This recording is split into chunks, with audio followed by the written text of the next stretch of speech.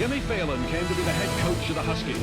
Coach Phelan had many successful years. Corner the end zone where Mark Patterson makes the catch with just 34 seconds to go. Polk waits on. Yes! Polk into the end zone. Touchdown, Washington!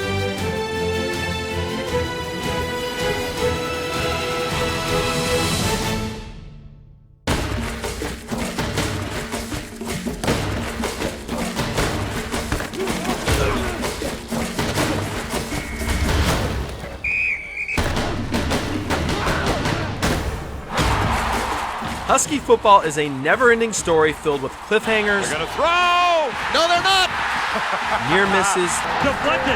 Mason Foster. Touchdown. Close calls. Is good! And come from behind Patterson wins. wide open. Touchdown, Washington! Relish the victories.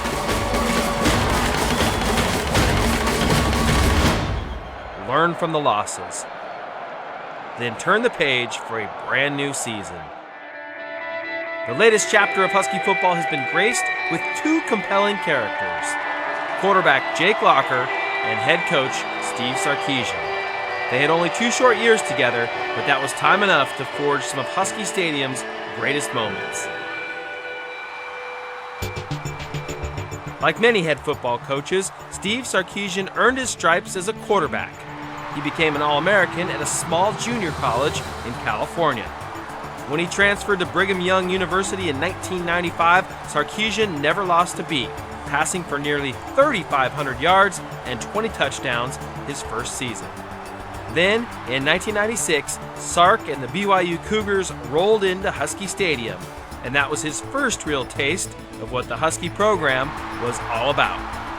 You could just see the passion, the fans, the energy, the enthusiasm. You could tell the crowd noise had to be a factor because you felt like the opponents always jumped off sides 5 or 6 times, and the quarterback was having a hard time signaling and whatnot. And so that set the stage for what I thought it was. And then I came here as a player a few years later with BYU, and it's exactly what I thought it was. I think I got sacked 8 times, and we had about 4 or 5 false starts. And so my first few memories of Husky Stadium, not being a Husky, weren't very good.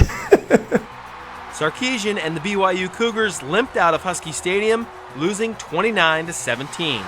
But Sarkeesian did learn one important lesson. Well, I think being a Husky there's a lot of pride involved. You know, it's not about just wearing the helmet. It's knowing that you earn the right to wear that helmet, to play in this stadium, to play in front of these fans. There's a lot of passion involved, but it's a prideful experience to be a Husky for sure. In the coming years, Steve Sarkisian would learn what pride is all about as he honed his coaching skills. Before coming to the UW, Sarkisian was the offensive coordinator for a winning USC program working with Pete Carroll. His credentials were first-rate, and his reputation? Well, some people put him at the highest level as soon as he walked onto Husky Field. They compared him to Don James. The one special thing about Sarkeesian is when I was talking about Don James and that respect and you hold him in high regards, I think all the players hold Coach Sarkeesian that same way. You know, he has changed this culture overnight. You know, he exudes confidence, and his players buy into it, and they believe in him. And he's another guy who puts his kids in position to win. And it's amazing what he's done in 2 short years. And then to beat Nebraska the way they did on that national scene, the bowl game, it was just incredible. It was like, you know, the Huskies are back, and they're back because of Steve Sarkisian. This is a guy that makes you feel like you want to be, you want to go sit in his office. You want to talk to him. You want to be part of what they're doing, and his staff echoes all of that. And he's got all of the qualities that the greatest of the coaches have had. You watch how it's happening, and you watch what they're doing in recruiting, and you can see that there's a great future to it. You're encouraged because of things that are positive. We're going to play hard. We're going to play with great effort. We're going to play with great enthusiasm, great energy, great intensity. We're going to be a smart football team. I'm a firm believer in that once something has been somewhere before, it's a lot easier to find your way back. And this football program, granted, had fallen on some hard times, but they've been at the pinnacle of this sport before. They've been national champions, they've been Rose Bowl champions, they've been Pac-10 champions, and I firmly believe we're going to get back to that. And I said this day one at my press conference, and I'm not going to waver on it. I don't think it's going to take us very long. I don't know exactly what very long is, but I do know that we're on the right path. We're doing it the right way. We're playing a brand and style of football that we believe in. The thing I'll recall most about Jake Locker is he is one of the finest human beings I've ever met in my life. And I think that says a lot for someone so young.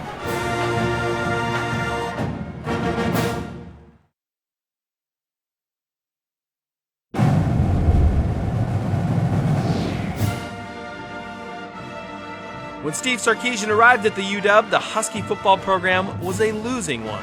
But there was one bright light at the end of the tunnel. Like the Don Williams song, Jake Locker was just a country boy from a small farming town called Ferndale, Washington. Ferndale was really nowhere until Jake Locker started taking the snap as the high school quarterback and made national news. Locker was a huge athletic quarterback with an incredibly strong arm. Add to that his running ability, 1,300 yards, 24 touchdowns as a senior in high school. That's what made people read about the kid from Ferndale. The Huskies had been watching Locker for years, and as it turns out, Locker had been watching the Huskies. I think the one that I probably watched the most, saw play the most, was Cody Pickett when I was middle school, early high school for me, and I'd watched him play. He was, threw for a lot of yards. You saw a lot of touchdowns, a lot of ESPN clips. A tough guy, played through some injuries and found ways to win games and be a successful quarterback. So I'd say I probably watched him the most and followed him throughout his career the most.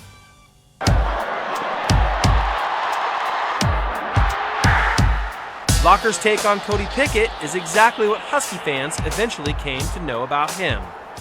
On the field, the guy was tough as nails. He could have played a lot of other positions because he was so tough and so athletic, and I loved watching him run. Watching him run, if Napoleon Coffin was my favorite player and he sliced and diced the defense, and Jake Locker is my favorite by the way that he would just, as a quarterback, humiliate you. He would drive you into the ground, he would move you, he was so fun to watch with the ball in his hands and trying to turn the corner and running into guys and seeing guys kind of surprised that, oh my God, this quarterback just absolutely embarrassed me, and seeing their faces and their reaction.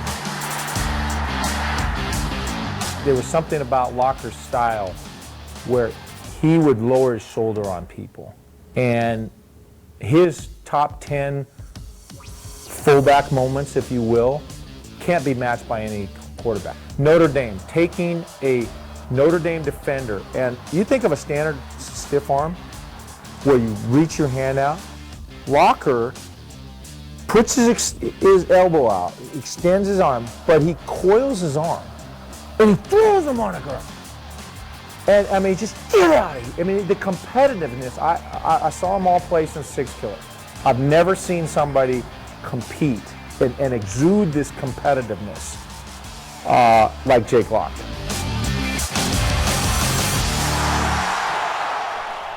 The thing I'll recall most about Jake Locker is he is one of the finest human beings I've ever met in my life. And I think that says a lot for someone so young. I think we usually reserve that kind of thing for people we've associated with over a long period of time. But Jake Locker to me is the embodiment of what Husky football, of what competitive athletics should be. He is an ideal teammate. He is a natural leader, and he is a freakish athlete. But most of all, he's a wonderful person. He is one of the most well-rounded and balanced athletes I've ever come across. It's one of those things where you talk about leadership and you talk about what the quarterback position dies for or because of, and he's got all of that. He's such a great athlete. He's got great size, but most of all, he has a mindset of a winner, and he's been raised that way. If you talk about the most dominant player ever in my coaching time here, he's the equivalent of that because he's capable of leading a team that way, and he's capable of making those plays. Sarkeesian and Locker were in lockstep with one another when it came to the game of football. There was game day, there were great moments in competition, but they all stemmed from a great Husky tradition. What coaches like Don James and Coach Lambright had done for us, and what they meant to our program, what the players that played for us meant to our program, and that we weren't only representing ourselves and the Washington Huskies, but you're representing all those guys that played before you. And that's something that is stressed by Coach Sark from the time that he got there, and I think that it resonated with a lot of players, and it helped us to understand the platform that we could have there at UW and what we were capable of, and allowed us to kind of have that energy and excitement about playing, getting the opportunity to walk down the tunnel and play in Husky Stadium. The Sark era is true. It's true. Believe it all, man. Hey, 1, 2, 3, go! On September 19th, 2009, Jake Locker, Steve Sarkisian, and the struggling Dawgs play their most anticipated game of the season against third-ranked USC. Being an underdog is an understatement. This was a game the Huskies are picked to lose at home. The buildup was, I respected them so much. I knew how well coached they were. I knew the talent they had on their roster. So there's a great deal of respect, and I wanted to make sure that our teammates understood that. But also a great deal of belief that, I felt good about the plan we had. I felt good about the practices we had, and as the week went on, I think our kids understood that as well, that we've got a plan in place. If we can just play good, sound football to give ourselves a chance in the fourth quarter, we'll be right there, and we have an opportunity to win the ball game. I think kind of a harmonic convergence for Washington. A lot of things aligned in the Huskies' favor, not the least of which was a backup quarterback in Aaron Corp getting the start for USC. I think that was significant. We can't deny that he wasn't quite ready to function in that environment. And Husky Stadium was juiced up for that game, as it always was. I mean, SC's in town, and everybody gets excited for the Trojans. In the first quarter, USC lives up to its hype, and the Huskies are chasing a 10-point lead. But the Dawgs answer in the second quarter, and the half ends with the game tied at 10.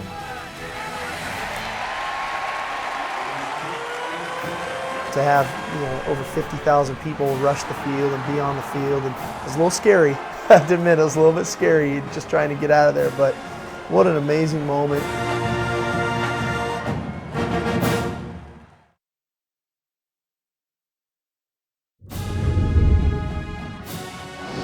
In the second half, both teams eke out field goals to keep it at a dead heat at 13 apiece. What was supposed to be a lopsided game is now a classic showdown. I think they thought they could kind of just control the game on the ground and they would eventually wear down the Huskies, but it was Washington that kind of became the stronger team as the game wore on. With the clock winding down in the fourth quarter, the Huskies have the ball. There was a feeling of we're going to find a way to score points here. It wasn't, all right, just take care of the ball, get out of here, let the clock run out, and we'll go see what happens in overtime. I think there was a sense in the huddle that, hey, we have an opportunity to do something special here, and let's go out and make some plays and give ourselves the opportunity to win this game. I remember on first down to start the series, we get sacked for about an 8-yard loss. I think we started the drive with 3:52 on the clock or something, and we knew when we took the ball on the drive, we wanted to make sure that was the last possession of the game, that we didn't want to give the ball back to SC in a tie ball game. So the first play is a sack. The second play, I think we throw a little swing route, if I'm not mistaken, to Chris Polk on our sideline for maybe about a gain of 6 yards. Talked through a play that we were hopeful of getting the coverage that we wanted, which was Jermaine Kearse on kind of a middle read versus their nickel. And Jake makes a great throw, Jermaine makes the catch, and then we kind of plot out a couple more yards, and then we get faced with a big 3rd and 1. We call a little naked bootleg for Jake, and he turns it up and runs for about another 4 yards. And then it sets up the play, I think, on about 2nd and short with maybe a minute left in the game where we had a play called. Jake kind of scrambles out to his right, and Jermaine breaks off his route and comes back and Big completion to Jermaine. I looked back to see where Jake was, and he was scrambling towards the right. And we are taught with our scramble rules to go to a sideline, either go upfield or come back down to a quarterback. And I seen Jake, and I just went to the sideline. He threw another good ball, and I was fortunate to catch the ball in bounds and set up a good play. I really was still under the mindset of I don't want to give them the ball back. So we called another run play, and Chris takes a pretty good shot down there. We don't block it great, and so right then I said, okay, forget about trying to score a touchdown anymore. Let's kick this field goal. Ball is down, kick is away, and it is good!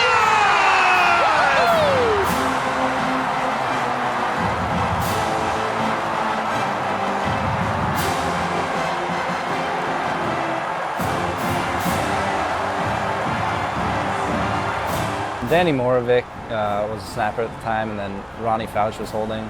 And you know, I got to give credit to the O-line too. They did a great job. I mean, they were really rushing that field goal.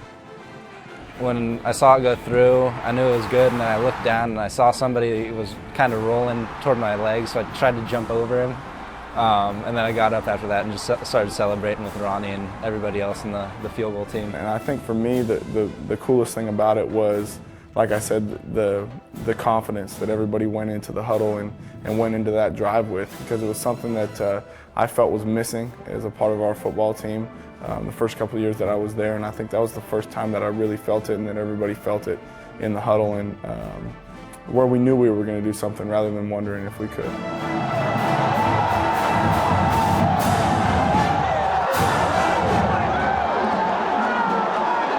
The victory versus SC in Jake's junior year was absolutely a turning point in this program and getting it back to what it once was, and it will be again. I firmly believe that. I think that Steve Sarkisian came in here and he brought a lot of the same qualities that Don James brought when he came here. Different styles, different types of people. Steve is much more outgoing, much more player friendly, but still demands discipline and toughness and execution, and really has a passion for the game that he's able to transfer into his team, much like Coach James could do. And so that game to me symbolized the fact that we're back on track. That was a personal favorite. You know, when we beat USC here, and I had just been an assistant at USC for 7 years, and you know, any chance you get to play against your mentor and then beat your mentor, that's pretty special. And then to think they were the number 3 rated team in America, and then for the game to go the way it did, and then to have, you know, over 50,000 people rush the field and be on the field, and it was a little scary. I have to admit, it was a little bit scary just trying to get out of there, but what an amazing moment early in our career here as we were just getting going, and so that one holds a special place. I don't think there's any question that this place, when it's redone, is going to be the best stadium in college football. I don't see how it couldn't be, with the setting, with the crowd, with the passion, with the acoustics. It's going to be awesome.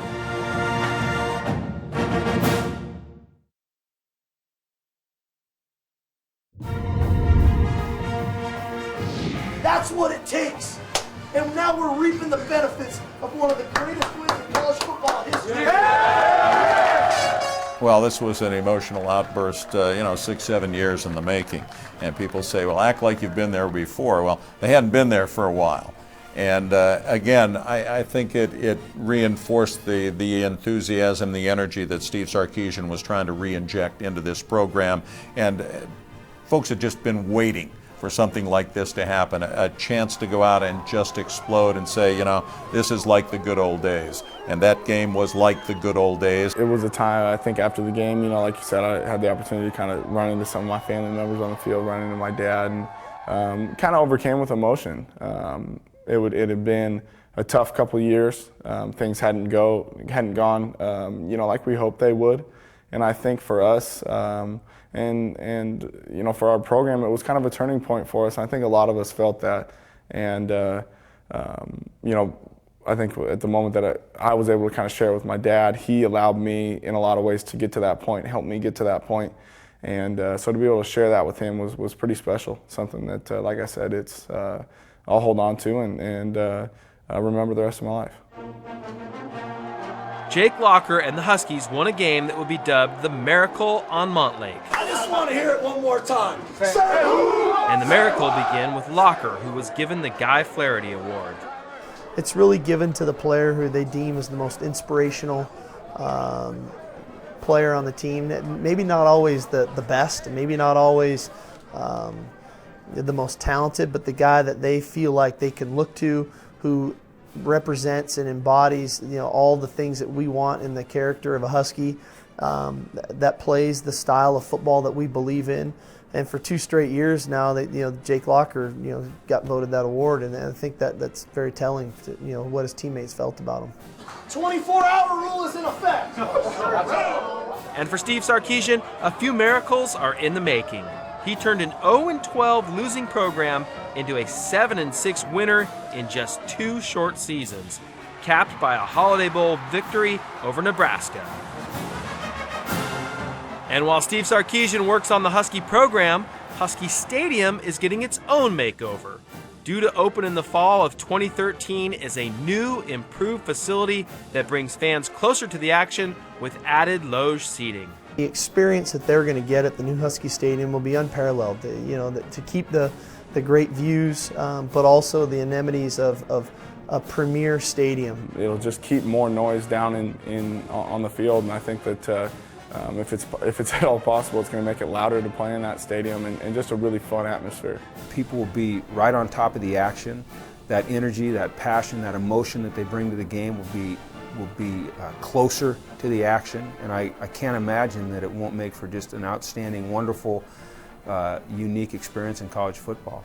I don't think there's any question that this place, when it's redone, is going to be the best stadium in college football. I don't see how it couldn't be, with the setting, with the crowd, with the passion, with the acoustics, and they kept the stadium exactly the same in terms of the overhang. It's going to be awesome. I mean, there's not going to be any place like it. It'll be the best place to watch a game in college football.